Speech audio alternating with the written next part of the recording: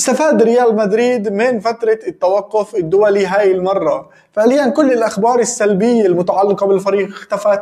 تفاهمات بين ألونسو وفينيسيوس صارت حسب صحيفة ماركا، والنادي وافق على الطريقة اللي تفاهموا فيها، واللاعب صار قريب من تجديد عقده. فلورنتينو بيريز خلال خطابه في الجمعية العمومية لريال مدريد نفى كل الأخبار المتعلقة برحيله قبل نهاية ولايته عام 2028 إلا في حال حدوث شيء غير متوقع. بالتالي عنده ريال مدريد فرصة ذهبية انه يستعيد الهدوء ويبدأ بداية جديدة هذا الاسبوع من خلال لقاء إليتشي، اللي المواجهات التاريخية بينه وبين ريال مدريد 48 لقاء، 29 فوز لريال مدريد، 3 فوز لإليتشي، و16 تعادل. سجل ريال مدريد 99 هدف واستقبل الشباك 37 هدف. آخر فوز لإليتشي على ريال مدريد عام 1978، يعني قبل 46 سنة.